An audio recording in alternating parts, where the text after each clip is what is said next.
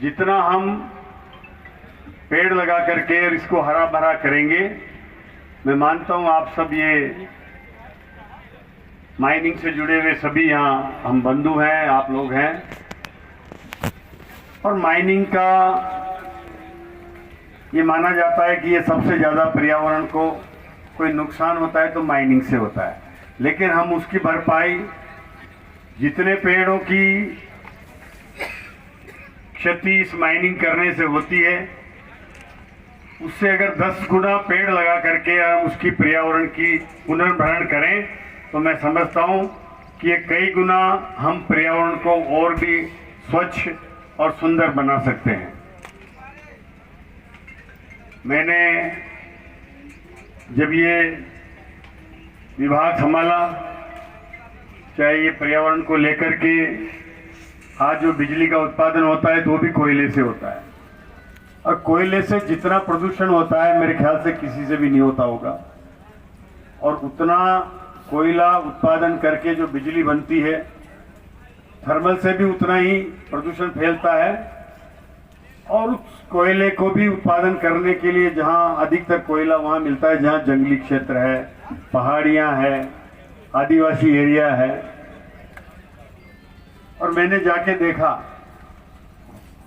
कि उस क्षेत्र में जहां हमारा राजस्थान को जो माइनिंग एरिया अलॉट है, मैं भी वहां देखने के लिए गया, उसका निरीक्षण करने गया।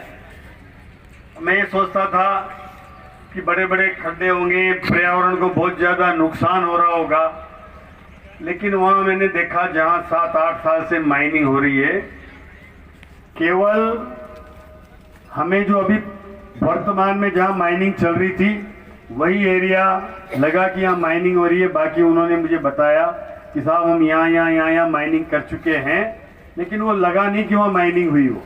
वो ऐसा उसको वापस भर करके जमीन को लेवल करके उन्होंने 8 साल में 1 लाख पेड़ काटे और 11 लाख पेड़ वहां लगा करके, पहले जितना वो माइनिंग एरिया पेड़ दूर दूर लग रहे थे, अब वो पेड़ वहां सघनता के साथ घने जंगल हो गया है।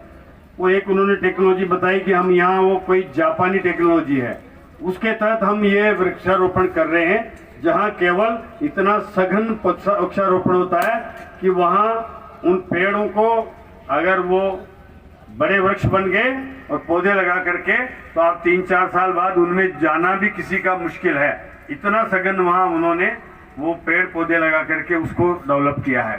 तो मैं समझता हूँ कि हम सभी अगर इस तरह से इस पर्यावरण को स्वच्छ बनाने में, पेड़ लगाने में अपनी भूमिका निभाएं, तो बहुत ही ज़्यादा हम इसको आने वाली हमारी पीढ़ी के लिए, हमारी अगली जो देश की आने वाली हमारी युवा पीढ़ी है और हमारी अगली पीढ़ी जो है, उनको भी निश्चित रूप से हम एक स्वच्छ वातावरण इसके माध्यम से दे सकते हैं।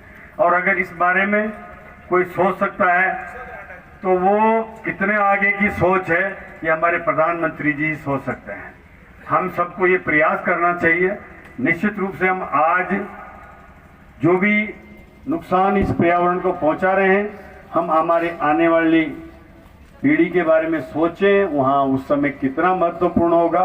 और अगर हमने वृक्ष लगा करके संघन वन अगर विकसित कर दिया तो पानी की कमी नहीं रहेगी, वर्षा भी अच्छी होगी। टेम्परेचर जो आपने देखा होगा इस बार कितना बढ़ा था, उस टेम्परेचर के बढ़ने से जहां पहले कभी हर साल बिजली की मांग में 10% वृद्धि होती थी, इस बार 25% से और 27-28% तक डिमांड बढ़ी है, क्योंकि इस बार जितनी गर्मी थी वो इतनी ज़्यादा हीट वेव चली, तो उसका भी हमारे पर्यावरण पर असर हुआ और हमारी बिजली की मांग जितनी बढ़ी आपने देखा होगा। निश्चित रूप से हमने जब ये सरकार संभाली तो संभालने के बाद सबसे बड़ी समस्या ये आई थी कि बिजली को कैसे सुधार करके और इसको उपभोक्ता तक पहुंचाएं।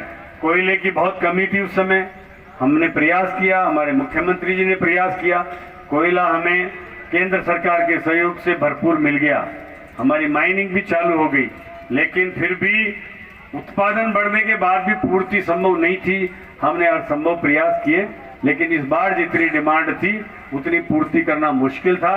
और फिर पिछली सरकार ने अपने कार्यकाल में जहां वो रबी की फसल के लिए बिजली खरीद करके और वो किसानों को दी जानी थी, उन्होंने उसकी खरीदने के बजाय बैंकिंग कर ली, ये उधार ले लिया कि हम जब हमारे पास बिजली आएगी जब लौटा देंगे।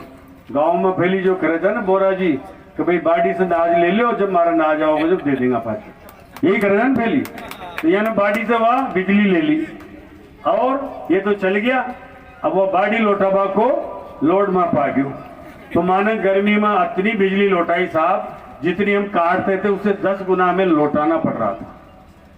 ये स्थिति हुई जिसके कारण हमने पूरी गर्मी में 2000 मेगावाट बिजली काटी है और लगभग 8000 मेगावाट बिजली लौटाई है। अभी 2000 मेगावाट और लौटाना है सितंबर तक।